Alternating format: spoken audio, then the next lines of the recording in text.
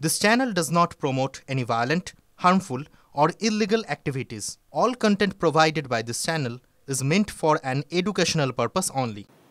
একের পর এক জায়গায় বাঘের আতঙ্ক, কখনো জঙ্গলমহল, কখনো দক্ষিণ 24 পরগনা, আর এবার পুরুলিয়া সীমান্তে বাঘের আতঙ্ক নজরদারি বন দফতরের। জিনাতের মতো গলায় রেডিও কলার না থাকায় এই বাঘকে ঘিরে রীতিমতো হুলস্থুল ঝাড়খণ্ডের পূর্ব প্রান্তে। ইতিমধ্যেই বেশ কয়েকটি গবাদি পশুকে শিকার করেছে বাঘটি। ঝাড়খণ্ডের চান্ডিল শহরের জঙ্গল সংলগ্ন গ্রামগুলিতে বাঘের ভয়ে আতঙ্কে কাঁটা হয়ে রয়েছেন গ্রামবাসীরা। ইতিমধ্যেই 10 থেকে 12টি গ্রামে সতর্কতা জারি করেছে ঝাড়খণ্ডের বন দফতর। ফলে আতঙ্কে কাঁটা ঝাড়খণ্ড ছুঁয়ে থাকা দক্ষিণ পশ্চিম পুরুলিয়াও। কিন্তু গলায় রেডিও কলার না থাকায় বাঘের সন্ধান পাচ্ছে না বন দফতর, শুধুই মিলছে বাঘের পায়ের ছাপ। এখনো বন দফতরের ক্যামেরায় বাঘের ছবি ধরা পড়েনি। এখন ঝাড়খণ্ডের সঙ্গে পুরুলিয়ার রেঞ্জগুলিও যুক্ত, ফলে উদ্বিগ্ন পুরুলিয়ার বন বিভাগ। বাঘমুন্ডি, বলরামপুর বনাঞ্চলের রেড অ্যালার্ট জারি করা হয়েছে। ঝাড়খণ্ডের ব্যাঘ্র বিশেষজ্ঞদের মতে সম্ভবত বাঘটি পালামৌ জঙ্গল থেকে এসেছে। जो भी अभी बाघ का तो 100% तो अभी नहीं बोल सकते, क्योंकि जो पगमार्क देखा गया है उस आधार पर हो सकता है बाघ हो सकता है या तेंदुआ भी हो सकता है। अभी तक हम लोग का कोई विजिबिलिटी अभी तक मिला नहीं है। विजिबिलिटी के लिए अब ट्रिपिंग किया जा रहा है। गांव का सब आदमी को जागरूकता किया जा रहा है कि यहाँ जंगल अभी ना आए। सुबह को घर से जल्दी ना निकले, रात को भी घर से बाहर ना निकले। আমরা আমাদের মতো নরমাল রুটিন পেট্রোলিং মনিটরিং যা আছে আমরা করছি। যদি বাঘ সে মুভ করতেই পারে, সে যদি চলে আসে তখন আমরা আবার সেভাবে ব্যবস্থা নেব। এটা কিন্তু সত্যি কথা। এই রাজ্যে যত বাঘের উৎপাত সবই কিন্তু ভিন রাজ্য থেকে বারবার বাংলায় ঢুকছে পড়শি রাজ্যের ওপর। তাই ক্ষুব্ধ রাজ্যের মুখ্যমন্ত্রী। আবার একটি বাঘ ঢুকেছে, ওড়িশার সরকার ধরে নিয়ে যাক, সবসময় আমাদের দোষারোপ করবেন না, মন্তব্য মুখ্যমন্ত্রীর। একটা বাঘ 5টা জঙ্গল পেরোলো, 5টা জেলা, 5 দিন আতঙ্কে ছিল, স্কুলও বন্ধ ছিল।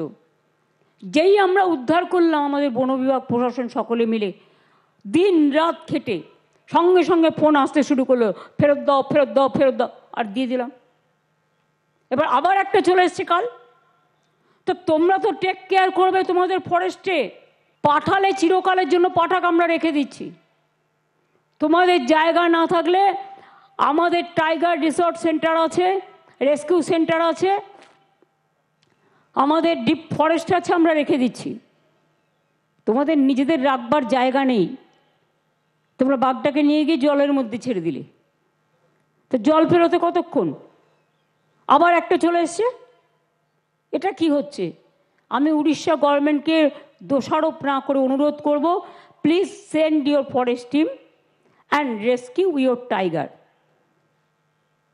Every time don't blame us.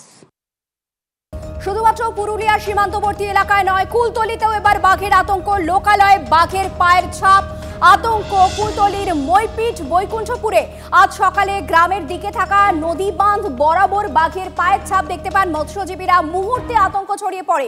খবর পেয়ে ঘটনাস্থলে পৌঁছয় পুলিশ ও বন দফতরের কর্মীরা। জাল দিয়ে ঘেরা হয় এলাকা।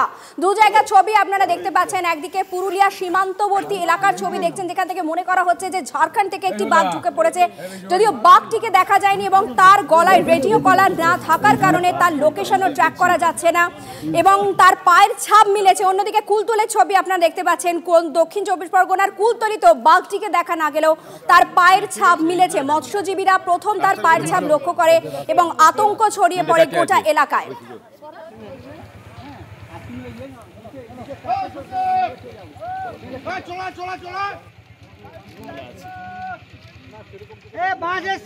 অনেকখানি ভয়ে আছে। কি চাইছেন আপনি? যে অন্তত বাঘটা এলাকার থেকে অন্তত যাতে সরে যায়, গভীর জঙ্গলের দিকে যদি চলে যায়। বাঘ তো এসেছে, দেখিনি, বাঘ এসেছে, তা বাঘ আমরা দেখিনি, বাঘের ছাপটা দেখেছি। কতটা ভয় আছে? এবার বাঘ দেখলে তো সবার ভয় থাকবে। বাঘের ভয় তো ঘর থেকে সন্ধ্যাবেলা আবার বার হতে পারবো না। বাঘ তো সকালে যারা ওই কাঁকড়া ধরতে গিয়েছিল তারা দেখতে পেয়েছে, দেখে এবার গ্রামবাসীকে খবর দিয়েছে। আমরা বর্তমানে এখন পুলিশ এবং ফরেস্টার এসছে, ওরা জাল ঘিরেছে।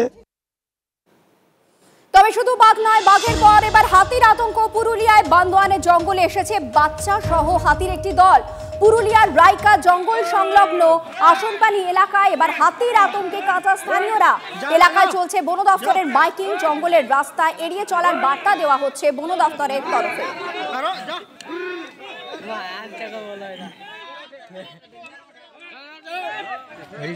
এমনিতেই হাতির সংখ্যা আমাদের এখানে খুব বেড়ে গেছে। হাতি নিয়ে নানা দেশে নানা রকম পরিকল্পনা থাকে, কিন্তু আমাদের ফেস করতে হচ্ছে হাতির জন্মসংখ্যা খুব বেশি, জেনে রাখবেন।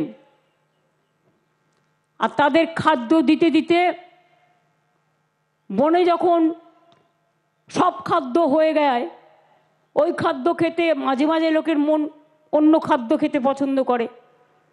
ধান খেতে খুব ভালোবাসে, চলে গেল ধানের খেতে, রাস্তায় চলে এলো পথ চেঞ্জ করে। অনেক ব্যাপার আছে, এগুলো বনকর্মীদের ভালো করে সামলাতে হয়।